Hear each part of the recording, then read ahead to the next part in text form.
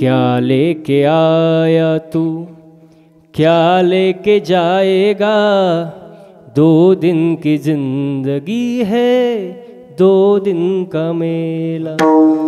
किती कमवा तू लाख हिफाजत कर ले, तू लाख करे रखवाली, उड़ जाएगा एक दिन पंछी रहेगा पिंजरा खाली, उड़ जाएगा एक दिन पंछी रहेगा पिंजरा खाली, उड़ जाएगा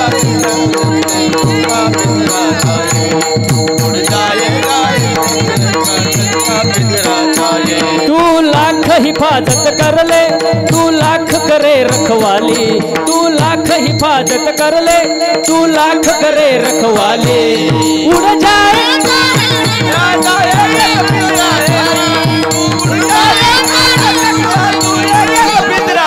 पिंजरा खाली, पिंजरा खाली, पिंजरा खाली।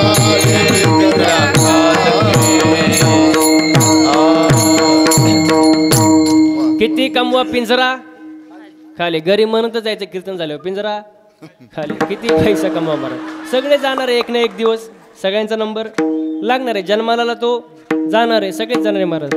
आजा मेला पंजा मेला बाप मसनानेला, हो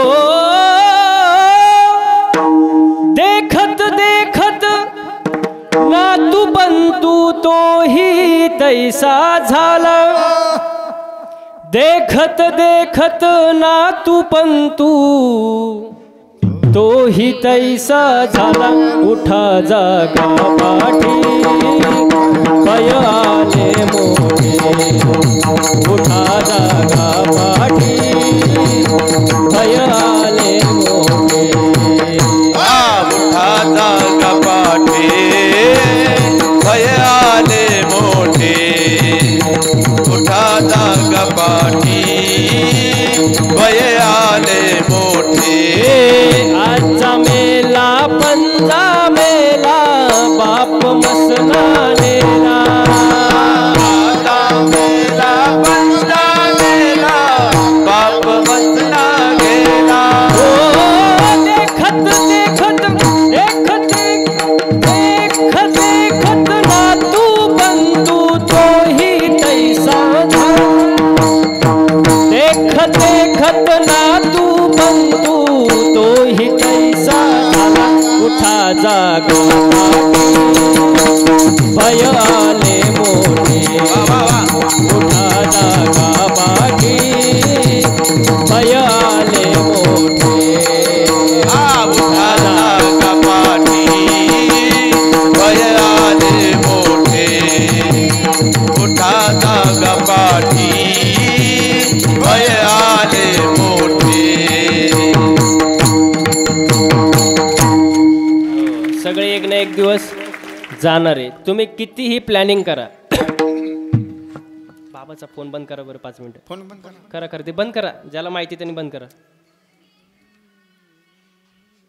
हां बस चालायचं कार्यक्रम आहे, विठाल विठाल म्हणजे किती तुम्ही प्लॅनिंग करा, कितीही प्लॅनिंग करा, माणूस जाणार म्हणजे जाणार आहे। तुम्हाला उदाहरण देऊ सांगू, हिरण्यकशिपू सगळ्यांना माहिती आहे, टाळकरी मंडळी हिरण्यकशिपू माहिती आहे, त्यांनी एवढी घोर तपश्चर्या केली हिरण्यकशिपूनी, घोर तपश्चर्या, आणि ब्रह्मदेवाला प्रसन्न करून घेतलं, ब्रह्मदेवाला प्रसन्न करून घेतलं। आता ब्रह्मदेवाला प्रसन्न करून घेतल्यानंतर ब्रह्मदेव म्हणाले माग तुला काय पाहिजे। आता तो हिरण्यकशिपू होता, राक्षस राजा, तो म्हणला मला तुम्ही अमर करा, काय करा अमर करा तुम्ही मला। ब्रह्मदेव म्हणले अरे तू काही येडा झाला का, मला सुद्धा एक ना एक दिवस जावं लागणार आहे, कोणाला ब्रह्मदेवाला, तू कसं काय अमर होऊ शकतो। पण तो हिरण्यकशिपू होता, तो म्हणला जर अमर करता येत नसेल तर मी सांगतो तसं करा। ब्रह्मदेव म्हणले सांगा।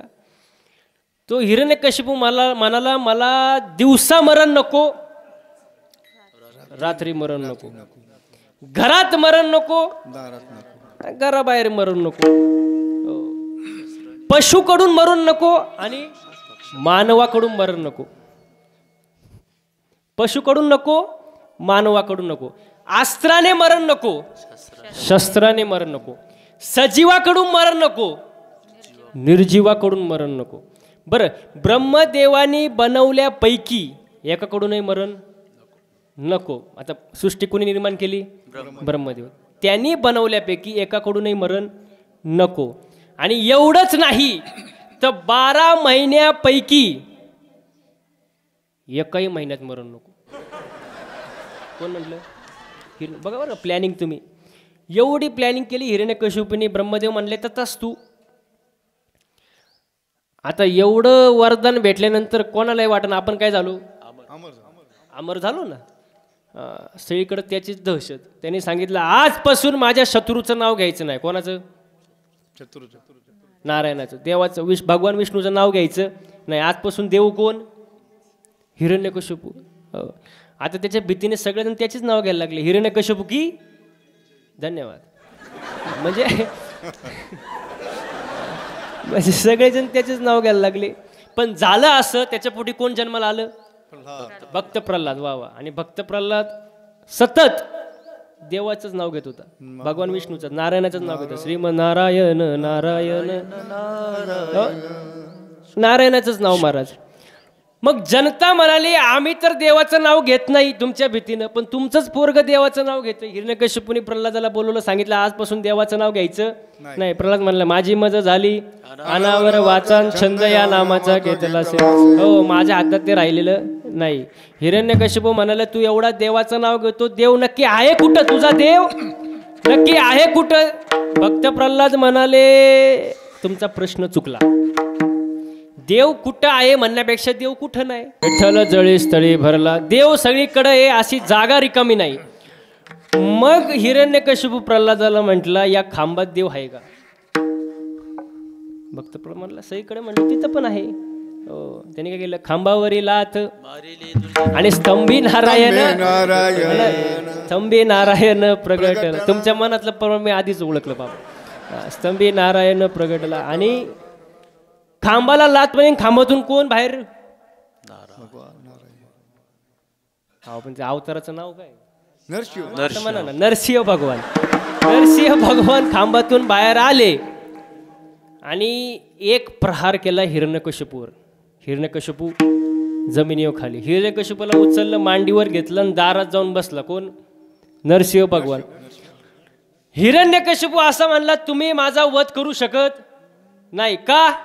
कारण मला ब्रह्मदेवाकडून काय भेटले? वरदान भेटले. नरसिंह भगवान म्हणाले तुझं वरदान काय ते आधी सांग. तो म्हणला मला आकाशात मरण नको, जमिनीवर मरण नको. भगवान म्हणाले तू नाही आकाशात, तू नाही तू माय कुठे? मांडीवर. पुढचं वरदान बोल. तो म्हणला मला घरात मरण नको, घराबाहेर मरण नको. देव म्हणले तू नाही घरात, नाही तू कुठे? चौकटीवर सेफ आहे तू. पुढं म्हणला तो मला पशुकडून नको, मानवाकडून नको. आता नरसिंह भगवान म्हणाले मी पशु आहे का मानव आहे? नक्की कोण आहे? बरं, पशु म्हणावं तर धड मानवाचं आणि मानव म्हणावं तर शिर. प्रश्नच संपला.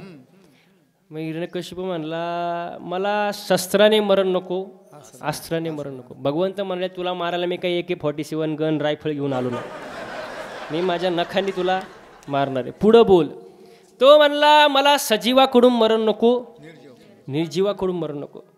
नरसिंह भगवान म्हणाले नख सरजीव आहे का निर्जीव? नख नख निर्जीव. निर्जीव आहे मग वाढतात कसे काय? नख सजीव आहे का निर्जीव आहे? काय? हा, सजीव आहे नाही निर्जीव नाही. सजीव म्हणावं तर कापल्यावर रक्त येत नाही आणि निर्जीव म्हणावं तर वाढतात. जुळून आलं का नाही? मग हिरण्यकशिपू म्हणला ब्रह्मदेवानी बनवल्यापैकी एकाकडून मला मरण नको. नरसिंह भगवान म्हणाले ब्रह्मदेवाचं उत्पन्न कुठून झालं? उत्पत्ती नाभीतून. कोणाच्या? भगवंताच्या. भगवान विष्णूच्या. म्हणजे ब्रह्मदेवाला बनवणारा मी आहे, ब्रह्मदेव मला बनवणारा पुढं बोल. राहिलं शेवटचं 12 महिन्यापैकी एकही महिन्यात मरण नको. नरसिंह भगवान म्हणाले तू जरा स्पेशल आहे. कोण आहे तू? स्पेशल आहे. तुला मारण्यासाठी आपण स्पेशल महिना काढला. कुठला? अधिक महिना दोंड्याचा. आणि एवढ्या सगळ्या वरदानांचा मान ठेवून हिरण्यकशिपूचा वध केला. सांगण्याचा मुद्दा एवढाच की किती प्लॅनिंग केलं होतं हिरण्यकशिपूने की मी नाही मारावं, पण तरी तो गेलाच ना महाराज, त्याचा वध झालाच ना. मग तसं किती काहीही करा, जो जन्माला आलाय तो एक ना एक दिवस जाणार.